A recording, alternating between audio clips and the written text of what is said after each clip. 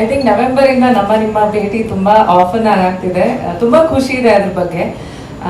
ಅಂದ್ರೆ ಎಲ್ಲ ಕೆಲಸ ಮಾಡಿರೋ ಒಂದಷ್ಟು ಕೆಲಸಗಳು ಬೆಳಕಿಗೆ ಬರ್ತಿದೆ ಅಂತ ಅಂದಾಗ I feel very honoured and happy.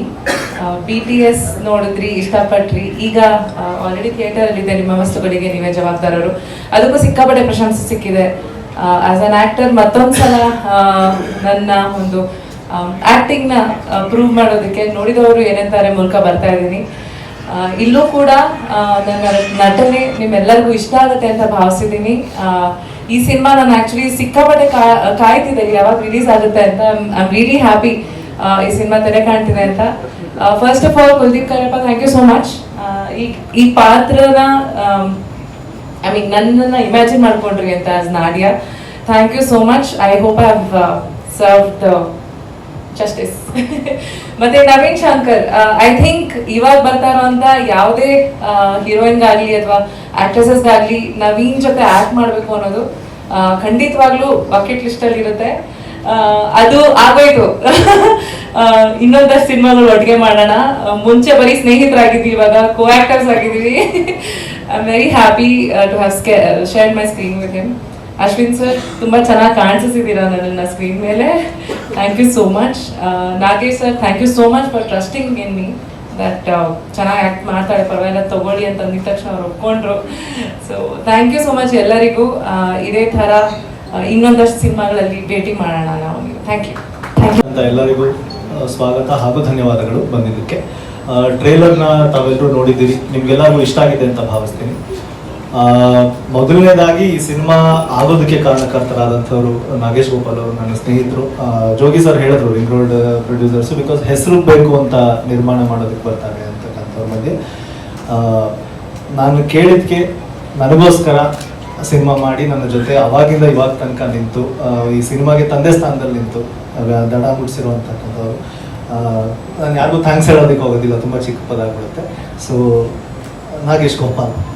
ಅದಾದಮೇಲೆ ನನಗೆ ನವೀನ್ ಶಂಕರ್ ಅವರು, ನಾನು ಕಥೆನ ಹೇಳಿದಾಗ ಹಾಗೆ ಜೋಗಿ ಸರ್ ಅಥವಾ ಸಾಧು ಸರ್ ಹೇಳಿದ್ರು ಹೇಗೆ ಒಪ್ಸಿದ್ರು ಏನು ಅಂತ.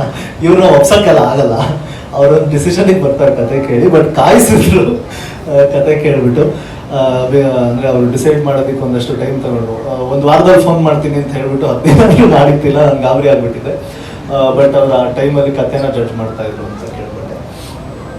ನಾನು ಬರಿಬೇಕಾದ್ರೆ ಒಂದು ಅಂದಾಜಿರುತ್ತೆ, ನನ್ನ ಪಾತ್ರಗಳು ಹೀಗೆ ಬರುತ್ತೆ, ಹೀಗೆ ಬರಬೇಕು ಅಂತ.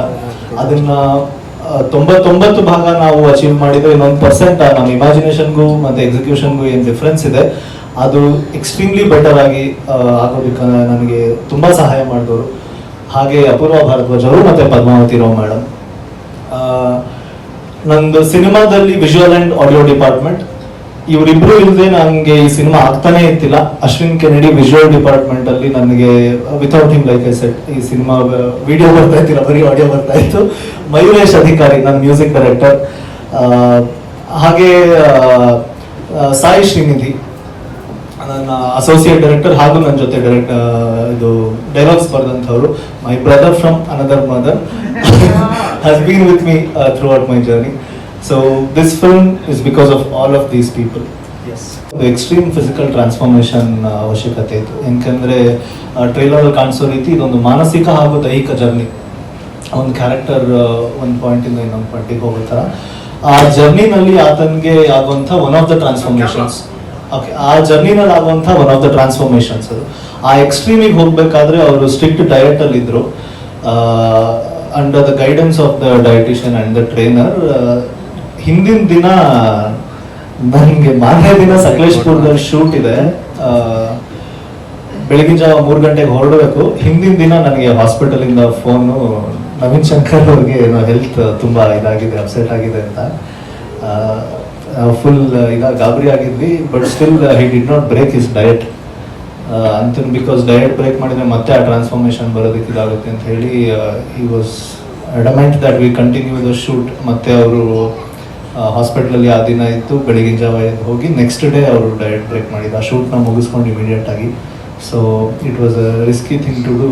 ಬಟ್ ವಿ ಸಿ ದಿ ಒಬ್ಬ ಕಲಾವಿದನಿಗೆ ಇರಬೇಕಾದಂಥ ಬದ್ಧತೆ ಅದು. ಸೊ ಅದಕ್ಕೆ again and again.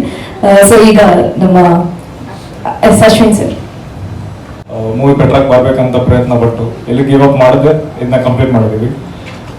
Director sir is vision is really good. ಅವರು ಟ್ರೈಲರ್ ನೋಡಿದ್ರೆ ನಿಮ್ಗೆ ಗೊತ್ತಾಗಿರುತ್ತೆ. ಮೂವಿ ನೋಡ್ಬೇಕು, ನೀವು ನೋಡಿ ಸಪೋರ್ಟ್ ಮಾಡ್ಬೇಕು ನಮ್ಗೆಲ್ಲ. ನವೀನ್ ಸರ್ ಟ್ರೈಲರ್ ನೋಡಿರ್ತೀರ, ಟ್ರಾನ್ಸ್ಫಾರ್ಮೇಶನ್ ನೋಡಿರ್ತೀರ.